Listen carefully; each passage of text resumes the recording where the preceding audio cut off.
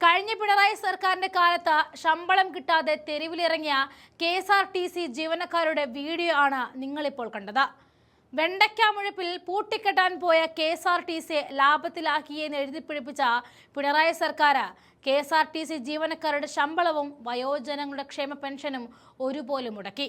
ശമ്പളമില്ലാതെ സേവനം നൽകുന്നതിന് 41-ാം ദിവസം എന്നെഴുതിയ ഒരു വെള്ളക്കടലാസ യൂണിഫോമിൽ ബാഡ്ജായി ധരിച്ചുകൊണ്ട് പ്രതിഷേധിച്ച വൈക്കം ഡിപ്പോയിലെ കണ്ടക്ടറായ അഖില എസ് നായരെ സ്ഥലം മാറ്റിയ ചരിത്രവും മുൻ സർക്കാരിലെ KSRTC ജീവനക്കാർക്ക് പറയാനുണ്ടാകും.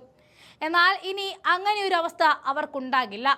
എടുത്ത പണിക്കുള്ള കൂലി കിട്ടാൻ തെരുവിൽ സമരം ചെയ്യേണ്ട ഗതികേട് KSRTC ജീവനക്കാർക്ക് ഇനി ഉണ്ടാകില്ല എന്ന് ഉറപ്പു നൽകുകയാണ് UDF സർക്കാർ. അതിലേറ്റവും പ്രധാനമായി മാറിയത് ഗതാഗത വകുപ്പ് മന്ത്രിയുടെ ശപഥം തന്നെയാണ്. രഹസ്യമാക്കി വെച്ച അദ്ദേഹത്തിന്റെ ആ തീരുമാനത്തെ അദ്ദേഹം പുറം ലോകത്തോട് വിളിച്ചു പറയുമ്പോൾ ശമ്പളം കൊടുക്കാതെ കിമ്പളും ശമ്പളവും കൈപ്പറ്റിയിരുന്ന ഗണേഷ് കുമാറിനുണ്ടാകുന്ന നാണക്കേട് ചെറുതായിരിക്കില്ല.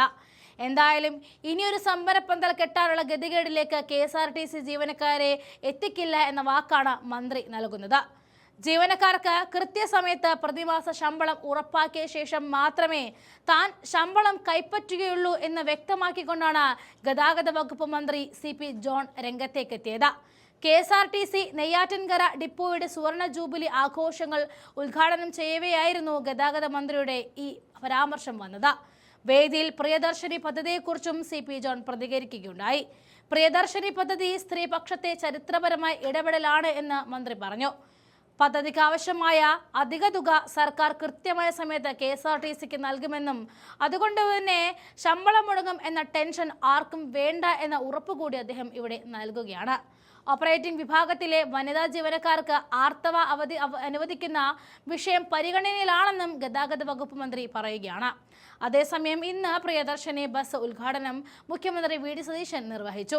മുഖ്യമന്ത്രിയും 20 VIP-കളും യാത്ര ചെയ്ത ബസ് തമ്പാനൂർ മുതൽ സെക്രട്ടേറിയറ്റ് വരെ യാത്ര ചെയ്തു. ബസ് ഡ്രൈവർ ആദ്യത്തെ വനിതാ ഡ്രൈവറായ പെരുമ്പാവൂർ ഡിപ്പോയിലെ ഡ്രൈവർ ഷീല ആയിരുന്നു. 3125 ബസ്സുകളിലാണ് സൗജന്യ യാത്രാ സൗകര്യം ലഭിക്കുക. ഓർഡിനറി വിഭാഗത്തിലെ 7 ക്ലാസുകളിലാണ് സ്ത്രീകൾക്ക് സൗജന്യ യാത്ര.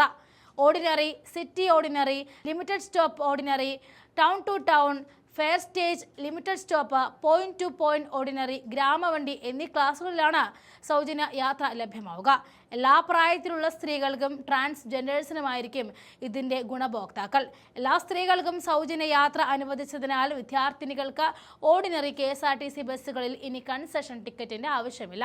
സൗജന്യ യാത്ര അനുവദിക്കുന്ന ബസ്സുകളുടെ മുന്നിലും സൈഡിലുമായിട്ട് പ്രിയദർശിനി സ്ത്രീ സൗജന്യ യാത്ര എന്ന് എഴുതിയിട്ടുണ്ടാകും. ഇനി ഇതിനു പുറമെ സ്റ്റിക്കറും പതിപ്പിക്കും. കഴിഞ്ഞ ദിവസം ടിക്കറ്റിന്റെ മാതൃക പുറത്തിറക്കിയിരിക്കുന്നു.